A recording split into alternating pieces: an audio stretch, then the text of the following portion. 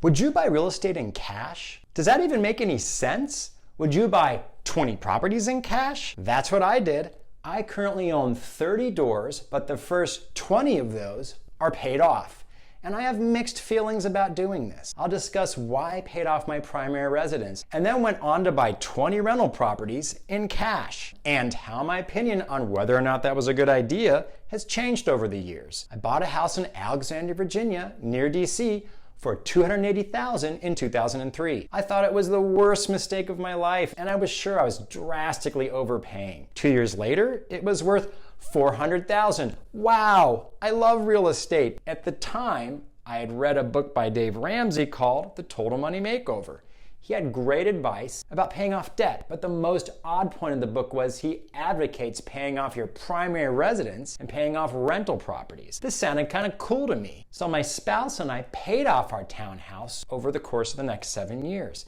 At this point, the house has been a rental for 5 years, so it was great to have all that extra cash flow once the mortgage was gone. I felt like I made a smart move because I was barely cash flowing at all with the mortgage. And now I was seeing $2,000 plus coming in each month. Fast forward to 2013, I ended up in Montgomery, Alabama, which is where my real estate story gets more interesting. I realized I could buy houses super cheap here. I'm actually here now. Houses here easily met or surpassed the 1% rule, so I was going to make a good return on investment on them. The 1% rule states if you buy a property, it should rent for at least 1% or more of the purchase price, and that makes it a good investment. These did, and my townhouse in DC definitely did not. On top of this, I realized properties here could be purchased absurdly cheap. The first 6 homes I purchased were all under $50,000. Since I had a paid off townhome and have been saving cash and investing in a brokerage account, I had saved up a significant nest egg, and I knew I could easily pay cash for all these houses instead of getting loans.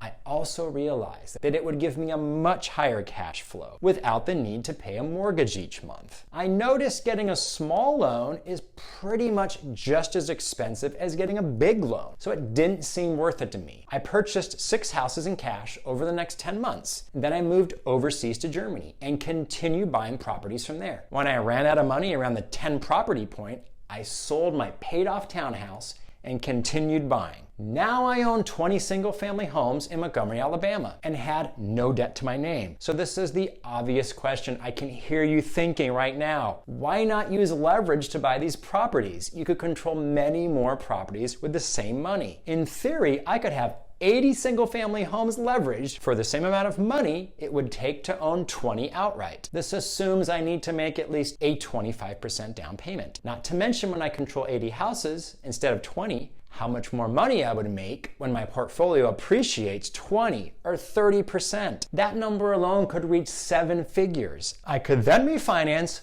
pull my equity out, and buy even more cash flowing real estate. Rinse and repeat until I have a Ferrari and a mansion on the beach. This is what almost every real estate investor alive would tell me to do if they were in my shoes, but they're not. So why didn't I do that? Why sit on all this debt equity? Debt equity means I have unused money sitting in these properties that could have been borrowed against. So why didn't I use all that equity? The answer to that question is peace of mind. Sure, I understand the logic behind using leverage to grow wealth. Many people have gotten rich much faster by being aggressive in the way they borrowed. I conversely also understand that some people who were leveraged too much when the market crashed in 2008 totally screwed themselves. They lost their portfolios and they lost their livelihoods. So while I realize the chance of a similar thing happening now is slim, I sleep better at night knowing that if it did happen, I would not really be in any trouble. So let's say the market crashed again. Unemployment was high. People couldn't pay rent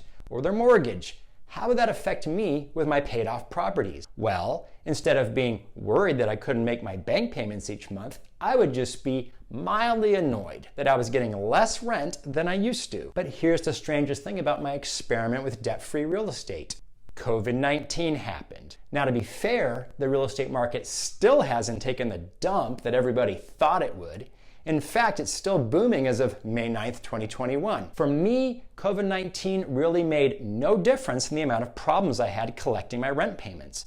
I probably could say I did better during COVID, but that's not the point. The point is, peace of mind. When COVID became a thing back in March of 2020, most real estate investors were scared shitless. Okay, the economy's shutting down.